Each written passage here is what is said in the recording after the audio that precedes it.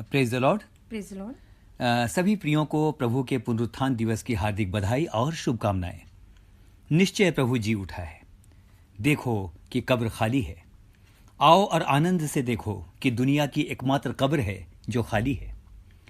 इन दिनों जब संपूर्ण विश्व महामारी के कारण मृत्यु के तांडव को देख रहा है, यीशु की खाली कब्र की वजह से आज हम कह सकते हैं, हे मृत्यु तेरा डंक कहाँ, हे समाधि तेरी जय कहाँ। ऐसा हम इसलिए कह सकते हैं मेरे प्रियो कि यीशु मसीह ने कहा था, यूहन्ना 11 उसके 25 और 26 में वचन इस प्रकार से कहता है। यीशु ने उससे कहा, पुनरुत्थान और जीवन मैं ही हूँ।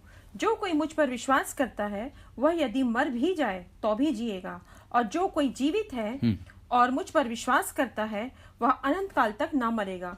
क्या तू इस बात पर विश्वास करती है? हाँ मेरे प्रियो, अंतिम प्रश्न था, क्या तू इस बात पर विश्वास करती है। ये बात तो उसने मार्था और मरियम से पूछा था, लेकिन आज यदि हम दूसरे ढंग से देखें, वो अपनी कलीसिया से पूछता है, अपनी दुल्हन से पूछता है, क्या तू विश्वास करती है। तो आज अमेजिंग ग्रेस होने के नाते आज एक कलीसिया के रूप में हमारी ये घोषणा है, हाँ प्रभु आपकी कलीसिया विश्वास करती है कि आप पर यदि कोई विश्वास करे तो मर जाए तो भी जिएगा, क्योंकि आपने मृत्यु पर विजय प्राप्त की है। हालेलुया। मित्रों, इस समय मुझे एक बहुत ही चिर परिचित कहानी याद आ रही है। आप में से बहुतों को ये कहानी पता है, लेकिन एक बार फिर से मैं इसे दोहराना चाहूंगा। ये कहानी मेरे लिए बहुत ही प्रिय है। एक बार की बात है, यूरोप के 2 देशों में युद्ध चल रहा था। युद्ध का समाचार बड़े बड़े इलेक्ट्रॉनिक न्यूज बोर्ड पर दिखाया जा रहा था। बहुत सुबह का समय था, ठंड का समय था और कोहरा छाया हुआ था, ठीक से दिखाई नहीं दे रहा था। इलेक्ट्रॉनिक न्यूज बोर्ड पर समाचार आया, उसमें कुछ इस प्रकार से लिखा हुआ दिखाई पड़ा, our country defeated. Our country defeated, इसका अर्थ लोगों ने यह लगाया कि उनका देश हार गया है। हाहाकार मच गया, लोग भागने लगे, रोना पीटना मच गया। कहते हैं कुछ लोगों ने आत्महत्या भी कर ली।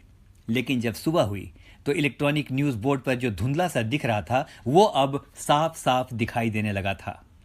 दरअसल वहां पर लिखा हुआ था, our country defeated the enemy. Hallelujah, hallelujah. मेरे प्रियो, इस समाचार को पढ़ना था और रोने और विलाप करने वाली भीड़ आनंद मनाने लगी। मेरे प्रियो, गुड फ्राइडे के दिन भी कुछ ऐसा ही हुआ था। जब यीशु की क्रूस पर मृत्यु हुई, चारों ओर जब अंधेरा छा गया तो चेलों के बीच में, सारे विश्वासियों के बीच में एक भयंकर भय का माहौल छा गया था।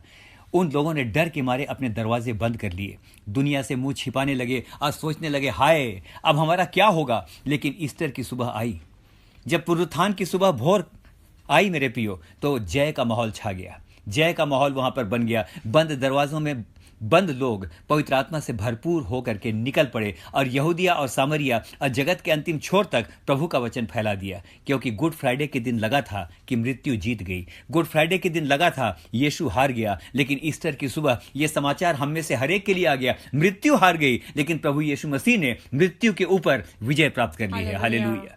आगे चलेंगे मेरे प्रियो। यह सच है कि चेले डर गए थे, उन्होंने द्वार बंद कर लिए थे, उनमें यहूदियों का डर समा गया था। वे सोचते थे जब तक यीशु था तब तक ठीक ठाक था, अब पता नहीं क्या होगा। अब तो वो मर गया, कब्र पर भारी पत्थर डाल दिया गया है, अब कुछ हो नहीं सकता। मेरे मित्रों, मरकुस 16 के 1 में एक बहुत ही महत्वपूर्ण वचन है, उस पर हम विचार करेंगे। जब सब्त का दिन बीत गया तो मरियम मगदलिनी और याकूब की माता मरियम और सलोमी ने सुगंधित वस्तुएं मोल ली कि आकर उस पर मले। जी मेरे प्रियो, यहाँ पर वचन बताता है कि सलोमी और सारी पवित्र स्त्रियों ने सुगंधित वस्तुएं मोल ली कि आकर यीशु पर मलें। आकर यीशु पर मलें, यह क्या दिखाता है? इसका साफ अर्थ यह है कि स्त्रियों को भी यह विश्वास हो गया था कि अब कुछ होने वाला नहीं है। क्या आपको मालूम है कि यहूदी परंपरा में मृत्यु के बाद इंसान के शव पर अंतिम बार सुगंधित वस्तुएं लगाई जाती हैं और कब्र के हवाले अंतिम बार कर दिया जाता है। शायद स्त्रियों ने भी सोच लिया था कि चलो सुगंधित वस्तुएं लगा दें और फाइनल बैरियल कर दें, यानी अब उसको अंतिम रूप से दफना दें, अब कुछ होने वाला नहीं है। मेरे प्रियो, यदि वचन को देखें, बहुत ध्यान के साथ सुनिएगा, यदि वचन को देखें तो यीशु ने लगभग 3 बार वरन 4 बार खुले खुले शब्दों में अपने जी उठने की भविष्यवाणी लोगों और अपने प्रेम करने वालों के सामने की थी। आप अपनी जानकारी के लिए इस समय इन पदों को नोट कर सकते हैं। मरकुस 8 उसका 31वां पद। तब वह उन्हें सिखाने लगा कि मनुष्य के पुत्र के लिए अवश्य है कि वह बहुत दुख उठाए और पुरनिये और प्रधान याजक और शास्त्री उसे तुच्छ समझकर मार डाले और वह 3 दिन के बाद जी उठे। यहाँ पर हम देखते हैं मेरे प्रियो, यीशु मसीह ने सारी भीड़ को सिखाया, लोगों के बीच में उपदेश करते हुए उसने बताया कि वो समय आता है जबकि वो लोगों के द्वारा पकड़ लिया जाएगा और वो अत्यंत दुख उठाएगा और मार डाला जाएगा और तीसरे दिन जी उठेगा। मत्ती 17 उसके 22 को भी हम देखें। जब वे गलील में थे तो यीशु ने उससे कहा, मनुष्य का पुत्र मनुष्यों के हाथ में पकड़वाया जाएगा। हाँ मेरे प्रियो, यहाँ पर भी दिखाई पड़ता है, गलील में भी उसने प्रचार करते हुए ये बात कही। मरकुस ने जो बात उसने कही थी वो जगह कोई और थी, अब उसने गलील के किनारे भी इस बात की घोषणा की। लूका 9 और उसके 22 के अंदर भी हम वचन को इस प्रकार से पाते हैं। फिर उसने कहा, मनुष्य के पुत्र के लिए अवश्य है कि वो बहुत दुख उठाए और पुरनिये और प्रधान याजक और शास्त्री उसे तुच्छ समझकर मार डालें और वह तीसरे दिन जी उठे। 3 बार उसने अपने जी उठने की भविष्यवाणी की मेरे प्रियो मित्रों। यीशु ने कहा था, भीड़ भाड़ में कहा था और सबने सुना था। यह बात यीशु ने किसी कमरे में फुसफुसाते हुए 1-2 लोगों को नहीं कही थी कि it is a top secret, ध्यान से सुन लेना, ऐसा नहीं है। उसने भरी सभा में लोगों की भीड़ में इस बात को कहा था कि वो दुख उठाएगा, मारा जाएगा और फिर वो तीसरे दिन जी उठेगा। ये उसके प्रचार का हिस्सा था। लेकिन मेरे प्रियो, जब यीशु मसीह की मृत्यु हुई तो उसकी बातों को सब भूल गए। विपत्ति आई तो सब भूल गए। मृत्यु की कड़वाहट और पीड़ा जब हम में से हर एक के जीवनों के अंदर आती है मेरे प्रियो, तो बहुत बार हम भी भूल जाते हैं कि वचन वास्तव में क्या कहता है। मुझे आश्चर्य होता है मेरे प्रियो, जितने लोगों ने यीशु मसीह का प्रचार सुना था उनमें से एक ने भी याद नहीं दिलाया, एक ने भी नहीं कहा, सुनो हमें आंसू बहाने और विलाप करने की आवश्यकता नहीं है, हमें सुगंधित द्रव्यों को लेकर जाने की आवश्यकता नहीं है। उसने कहा है तो वो निश्चय जी उठेगा। हाँ मेरे प्रियो, हमारे जीवन के साथ भी अक्सर ऐसा ही होता है। हम सुनते तो हैं, बार बार सुनते हैं, लेकिन संकट आते ही, विपत्ति आते ही हम भूलने लगते हैं कि वचन में क्या लिखा है। हम भूलने लगते हैं कि परमेश्वर की प्रतिज्ञाएं हमारे जीवन के लिए क्या है। हम भूलने लगते हैं कि उसकी प्रतिज्ञाएं हाँ और आमीन के साथ हम में से हर एक के लिए है। मेरे मित्रों, संकट के समय हम वचन को भूल जाते हैं और हमारा प्रयास ज्यादा इंसानी हो जाता है। मरकुस 4 और उसके 24 में यीशु मसीह ने लोगों को बड़ी गंभीरता से चिताते हुए इस प्रकार से कहा, फिर उसने उनसे कहा, चौकस रहो कि क्या सुनते हो। चौकस रहो कि क्या सुनते हो। मेरे प्रियो, आज के दिन भी ये वचन उतना ही प्रासंगिक है। चौकस रहो कि तुम क्या सुनते हो। वचन को तुमने पढ़ा है, उसकी प्रतिज्ञाओं को तुम जानते हो। चौकस रहो कि तुमने क्या सुना है। मेरे प्रियो, आज मैं आपसे कहना चाहता हूं, आज हमें सब प्रकार का संकट दिखता है, महामारी दिखती है, समाचार पत्रों में भयभीत करने वाले समाचारों की बाढ़ है। अपने बच्चों के भविष्य को लेकर के शायद हम चिंतित हैं, अपने बीमार शरीर को लेकर के शायद हम चिंतित हैं। पर आइए आज ईस्टर की सुबह हम इस बात पर विचार करें कि हमने वचन से क्या सुना है। आइए इस बात पर हम विचार करें कि वचन में हमने क्या पढ़ा है। मेरे प्रियो, आज मैं आपको बताना चाहता हूं कि हमने क्या सुना है। यशायाह 54 और उसके 10 के अंदर परमेश्वर का वचन इस प्रकार से कहता है, चाहे पहाड़ टल जाएं या पहाड़ियां टल जाएं, तो भी मेरी करुणा तुझ पर से कभी ना हटेगी और मेरी शांतिदायक वाचा ना टलेगी। यहोवा जो तुझ पर दया करता है उसका यही वचन है। हाँ मेरे प्रियो, यीशु मसीह ने अपने लोगों को चिताते हुए कहा था, ध्यान से देखो कि क्या सुनते हो। आज के दिन हम कहना चाहते हैं मेरे प्रियो, हमने सुना है, हमने सुना है। यशायाह 54 और उसके 10 के अनुसार चाहे कुछ भी हो जाए, हमारे प्रभु ने कहा है कि चाहे पहाड़ टल जाएं या पहाड़ियां हट जाएं, लेकिन मेरी करुणा तुझ पर से कभी ना टलेगी। मृत्यु की घाटी में, बीमारियों के अंदर, कंगाली में, बदहाली में, महामारी के बीच में हमने सुना है कि उसकी प्रतिज्ञाएं हाँ और आमीन के साथ हमारे जीवन के अंदर बनी रहेंगी। हमने सुना है कि उसकी शांतिदायक वाचा हम में से हर एक के साथ बनी रहेगी। हमने सुना है कि उसने कहा है, ना मैं तुम्हें कभी छोड़ूंगा और ना कभी त्यागूंगा। हमने सुना है कि कोई महामारी कभी तुम्हारे पास ना आएगी। Hallelujah, hallelujah. हमने सुना है मेरे प्रियो। और एक बात हमने सुना है, यीशु मसीह ने कहा, ध्यान से देखो कि क्या सुनते हो। ध्यान से देखिए कि उन चेलों और स्त्रियों ने क्या सुना था। लेकिन एक बात और हम देखते हैं, क्या हमने सुना है। अय्यूब 5 उसके 22 में परमेश्वर का वचन इस प्रकार से कहता है, तू विनाश और अकाल के दिनों में हंसमुख रहेगा और तुझे बनैले जंतुओं से डर ना लगेगा। और तुझे बनेले जंतुओं से डर ना लगेगा। मेरे प्रियो, इस समय मैं स्त्रियों और चेलों की आलोचना नहीं कर रहा हूं। वास्तव में वो यीशु मसीह को बहुत प्यार करते थे, इसमें कोई संदेह नहीं है। लेकिन इस समय हमने एक बात को और सुना, ध्यान के साथ सुनिए। तू अकाल के दिनों में हंसमुख रहेगा और वन पशुओं से भी तुझको कोई हानि ना होगी। होगी। इस समय ध्यान के साथ सुने मेरे प्रियो, एक नई बात मैं आपको जोड़ना चाहता हूं। अगर प्रकाशित वाक्य के अंदर देखेंगे तो अंत के दिनों का एक चिन्ह है और वहां पर लिखा है, एक पीले घोड़े की चर्चा है और वहां पर लिखा है, उसने जब उंडेला, जब वो आकाश पर जबकि प्रकट हुआ तो लिखा है पृथ्वी के अंदर बहुत बड़ी महामारी छा गई, बहुत लोग वहां पर नष्ट हो गए और मुख्य रूप से पृथ्वी की 1/4 आबादी वो पशुओं के द्वारा नाश हो गई। अभी हमने क्या सुना, वन पशुओं से भी तू सुरक्षित रहेगा। जी। वहां पर लिखा है आधी से भी अधिक आबादी, वरन उससे कम लिखा है कि 1/4 आबादी, ऐसा लिखा है और लिखा है कि वो नाश हो गई। और ये 1/4 आबादी क्या है?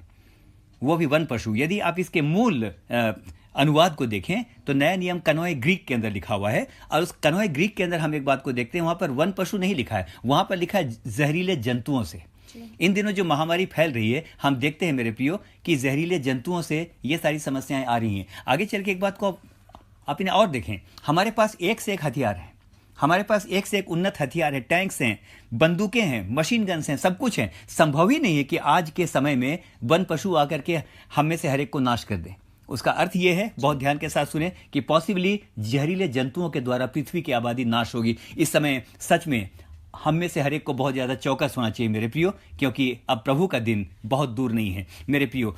अभी हमने इस बात को पढ़ा, तू वन पशुओं से भी सुरक्षित रहेगा, अकाल के दिनों में तू आनंदित रहेगा। आइए हम चिंता ना करें, हमारे जीवनों से कौन पत्थर हटाएगा? महामारी, बीमारी, गरीबी, भविष्य की चिंता के बड़े बड़े पत्थरों को कौन हटाएगा? ईस्टर का बहुत बड़ा मैसेज ये है कि सुनो, पत्थर को कौन हटाएगा? हटाने के तो सरदूत हैं, हटाने के लिए हमारा परमेश्वर है। इस समय ध्यान के साथ सुने मेरे प्रियो, जिस दिन वह कब्र से बहुत बड़ा पत्थर हट गया, उसी दिन से हमारे जीवन के सब पत्थर भी हट गए, क्योंकि वो जीवित है और इसलिए हमें कोई संदेह नहीं है। लेकिन मेरे प्रियो, इस समय मैंने एक पद कहा, वो जीवित है, लेकिन जीवित व्यक्ति सो भी सकता है।